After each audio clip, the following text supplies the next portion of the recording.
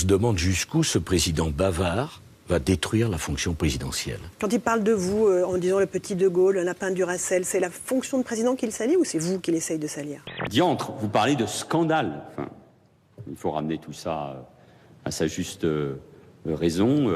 On voit maintenant quelle est la personnalité de François Hollande. Un homme qui n'aime que lui-même. À plusieurs reprises, il se plaint du fait qu'ils disent des choses aux journalistes, que ce soit retranscrit dans les journaux. Alors parfois, il dit de manière déformée, parfois il dit c'était off, parfois il dit « Oh, je pensais quand même pas que ça allait être écrit ». Donc, en fait, il ne peut pas s'empêcher. Ce livre, c'est des entretiens avec des journalistes, avec, je le crois, l'objectif de faire, en quelque sorte aussi, un bilan de tout ce qui s'est passé dans une discussion qui était franche. Ce qui est vraiment une faute et une trahison lourde à l'égard du peuple français, c'est de s'apercevoir qu'en réalité, ils savent. Et lui, il sait.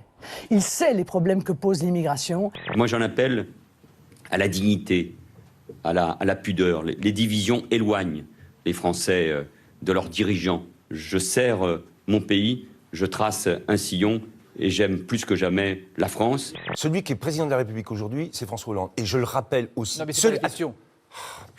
Est-ce qu'il est en mesure de se représenter, selon vous? Le connaissant comme je le connais, il se représentera. On attend mon appel du Québec. Des millions de personnes ne savent plus où elles en sont. Et que quand on leur dit la gauche, ils entendent Hollande et ils n'en ont pas envie. Et quand on leur dit la droite, ils ont vu les 7 de l'autre soir, ils n'en ont pas envie non plus. Mais ils ne savent pas quoi faire. On a entendu un candidat nous expliquer qu'il allait supprimer 500 000 fonctionnaires, dont 300 000 emplois jeunes. C'est le renouveau. Oui, le débat était un débat d'experts comptables. Il n'y avait aucune grande vision qui émergeait de ces débats. Bon, le renouveau, c'est comme la nouvelle cuisine. C'est bien au début, mais on reste sur sa fin en général. Non, la politique n'est pas une carrière où au bout de 30, 35, 40 ans, on arrive aux plus hautes fonctions.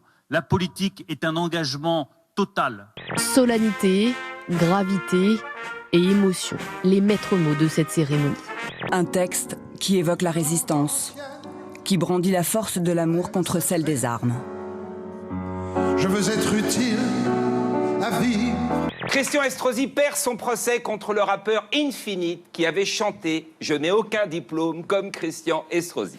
Je vous dis non, cette entreprise maléfique échouera. L'unité, la liberté, l'humanité, au bout du compte, prévaudront. Christian Estrosi n'a fait aucun procès à Sarkozy, DJ Sarko, qui pourtant l'avait qualifié d'abruti ayant une noisette dans la tête. 23h hier soir, des dizaines de personnes se sont rassemblées au 3e étage d'un immeuble du centre-ville d'Angers.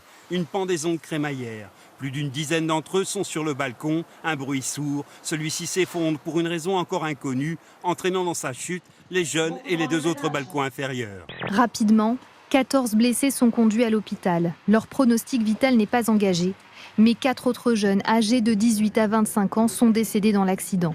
Un éléphanteau qui buvait tranquillement dans une rivière n'a pas hésité à se jeter à l'eau pour venir en aide à un homme en détresse. Il lui a tendu, regardez bien, la trompe pour l'empêcher de se noyer. En réalité, l'homme n'était pas en perdition, mais cette mise en scène a été réalisée pour la bonne cause, pour une association de défense des éléphants, afin de montrer toute leur utilité.